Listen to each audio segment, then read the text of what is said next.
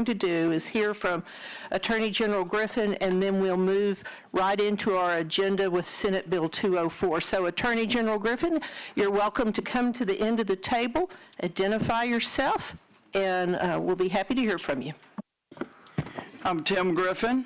Appreciate Attorney General. Appreciate you, Chairman, having me and giving me a few minutes. Appreciate Representative Gazaway giving me a few minutes. I'm heading out to the disaster in West Little Rock, and just want to say appreciate all the good work that people from all over the state and all over the country actually are doing to help here and in Little Rock and North Little Rock, Sherwood, Central Arkansas, and Wynn. I was in Wynn yesterday. I'm obviously, I don't think it comes as a surprise, I'm for the bill. It's really been needed for decades in the state. And there are two key components, Chairman, I'd like to just quickly address. First of all, on the prison capacity, I hate that we have to lock anybody up, but we need to.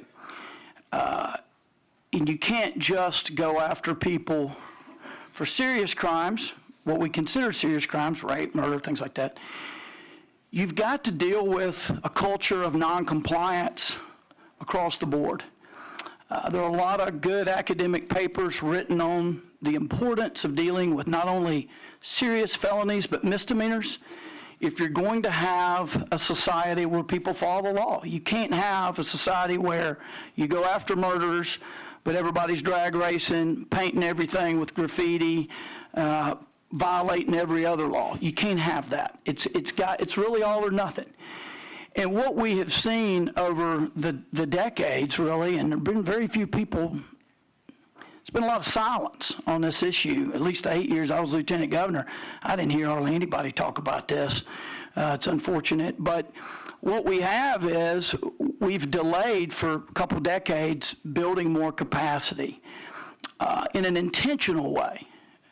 But I would argue that everybody in the legislature, regardless of party, regardless of where they are on the political spectrum, have been all in on building more jail space.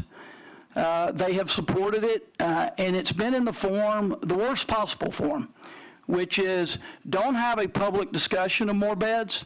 Let's just quietly not object when we fund putting people in county jails.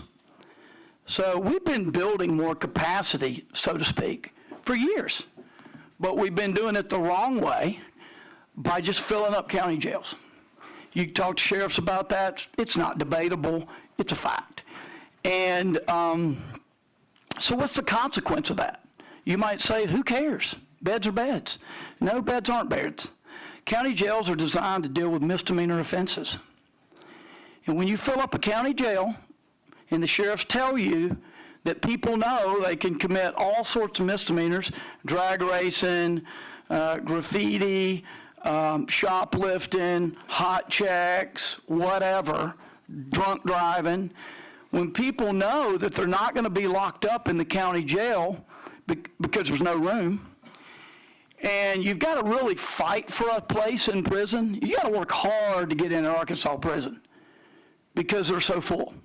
But when you do that, the sheriffs will tell you, that's why they're backing this bill, prosecutors too, they'll tell you that misdemeanor justice goes away. So, look, if you're not interested in having people punished for misdemeanors, just kill that part of the code. Let's be honest with people. Let's not have the code and act like it exists and then not have any room for those people. And that's what we've ended up doing. So the misdemeanor side of things has basically been set to the side, and we have been blowing up our prisons and releasing people yearly who should never see the light of day, way short of their terms. And so here's what we need to do, and this is what this act does. It expands prison capacity, so that allows the overflow of felons that are in jails to get pushed where they belong, back into prisons, which opens up jails for their stated purpose. It's sort of like anything else in life. If you use something for for something other than it was intended, it doesn't work right. Well, that's what's going on with jails. Jails don't have the programs to help to provide the support that the felons need, violent felons. The people in the jails aren't trained to deal with violent felons. You can't take violent felons out on work duty, et cetera, et cetera, et cetera. So we need to get the capacity correct just to get the jails back to where they need to be. And we're at about, I think, as of an article yesterday in Democrat Gazette, I think we're at about 2,400 or so state prisoners who are sitting in county jails. They need to be moved out. So there's most of the capacity that the bill's going to contemplates building. So we've got to do that. And then on the other side, in terms of punishment and deterrence and incapacitation and rehabilitation, we don't have to make a choice between rehabilitating prisoners and locking them up and having more capacity. We can do more than one thing at the same time. In fact, two things can be true at the same time. It's a false choice to say, let's not build more capacity, let's have more rehabilitation. That's like saying, let's not feed our kids, let's clothe them. No, both. We can do both. It's pretty simple. You got to do both. But the foundation of a free society is to have people who would do us harm incapacitated and locked up where they can't do it again. That is job one of government. I love bike paths, but governments were not established by our founders to establish bike paths. Is to provide order to society. And the foundation of order is getting people who would kill us off our streets. I've had 2 attempted murders within a few football fields of my front door, and I live in one of the best, what I consider one of the safest parts of Little Rock, but that's a relative term, obviously. So we have a system now where your parole eligibility date, that's pretty much your sentence. So if you get 12 years, and I have a spreadsheet of these if anybody wants to see them, I've been tracking the worst criminals in Arkansas as they show up in the press.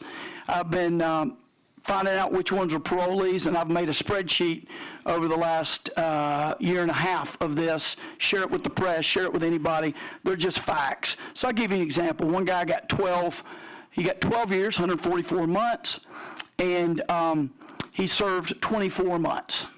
That was his parole eligibility date. Well, that's pretty much the common theme that you'll see. Your parole eligibility date, that's your sentence. This person had engaged in violent activity. How did I know about him? Well, he showed up in the paper on a new conviction, so we researched him. So he was in prison for 24 months, should have been 12 years. And I thought, well, if they let him out after 24 months, he must have gotten like a theological degree, really behaved himself. Well, no, he assaulted an officer while he was there in those 24 months. He had disciplinary problems for 17 at the 24 months. Well, how the heck did he get out? Well, that's common. They just want to let him out. And I said, well, he had 17 months of problems. What about between 17 and 24 months before he got out? It doesn't look like there's any violations. And I was told by somebody inside the system, well, that's what they do.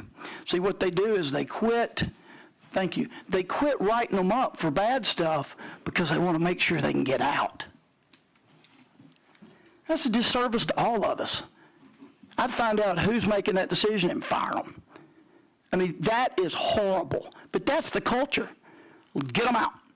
And look, I understand the problem, but over the last 8 years, we were releasing people through emergency order in this state, and I saw the list. I've got one on my phone.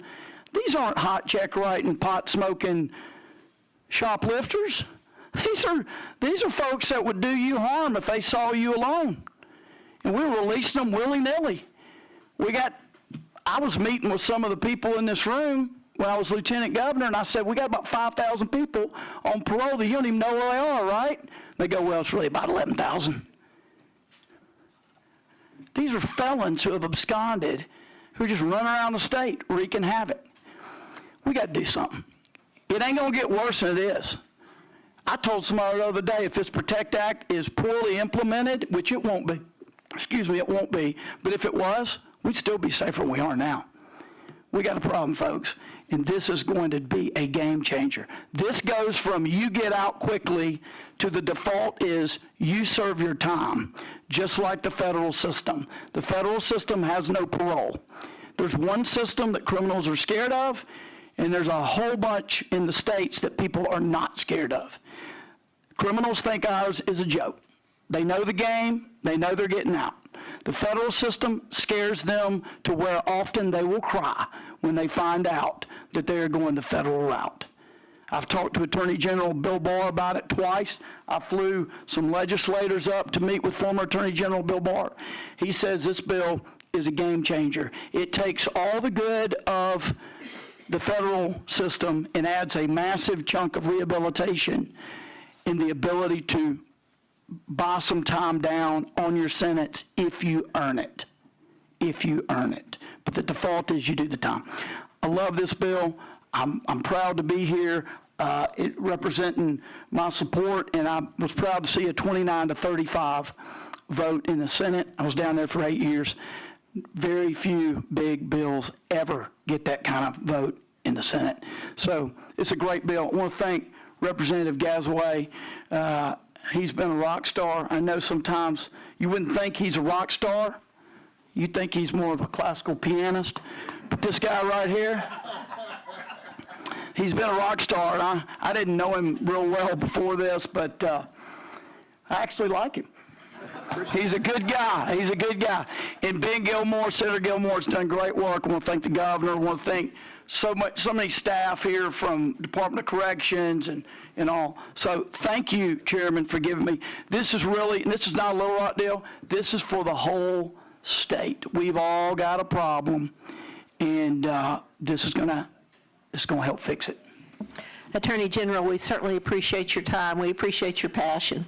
I know you've got places to go, and certainly feel free to check back in today, because we will be dealing with this bill after a little while. Thank you so Chairman, much. if you'll tell Jimmy to return my text, I'll check in with him. Well, if he returns your text, you're the only one he's returning them to. Jimmy, thank you, man. Appreciate you. God bless y'all. Hope we get out Friday.